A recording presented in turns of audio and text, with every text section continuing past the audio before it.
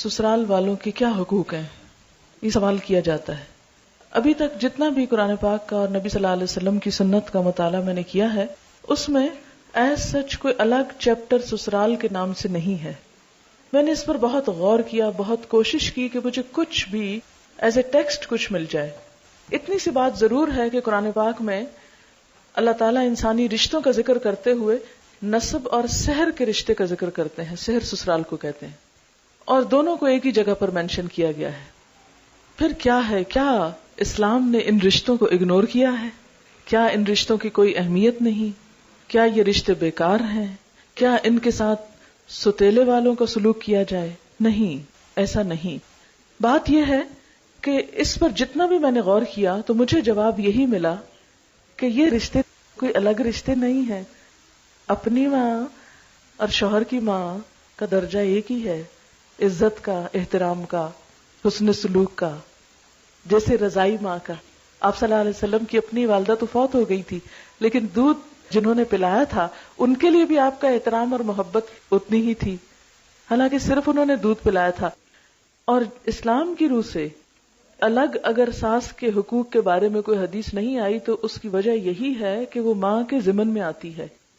آپ دیکھیں کہ شوہر کی شکل میں ساس کتنا بڑا تحفہ آپ کو دیتی ہے کہ جس ہستی میں آپ کو سکون ملتا ہے، جس کی طرف سے آپ کی ساری ضروریات کا خیال رکھا جاتا ہے.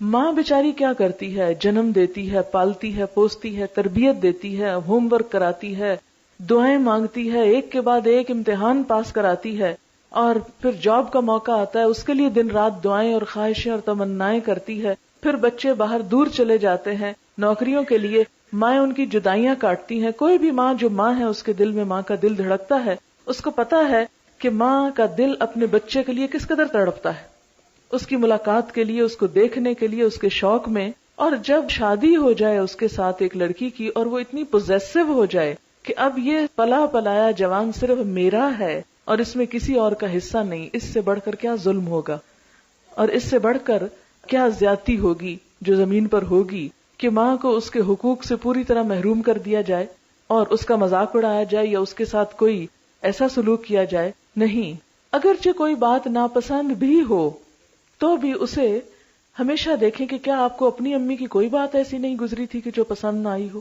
اپنی ماں کے ساتھ بھی تو ایسے ہو ہی جاتا ہے.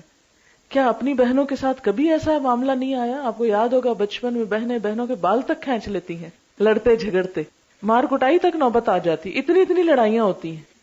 تو اگر نند نے کوئی بات کہہ دی تو کیا ہو گیا؟ کیا قیامت آ گئی؟ اگر دیور نے کوئی بات کہہ دی تو کیا قیامت آئی؟ کیا بھائی نے کبھی کچھ نہیں کہا؟ لیکن اصل بات یہ ہے، اصل مشکل یہ ہے کہ ہم ان رشتوں کو ایکسپٹ نہیں کرتے. سب سے بڑی خرابی ہے کہ ہم انہیں ایکسپٹ نہیں کرتے.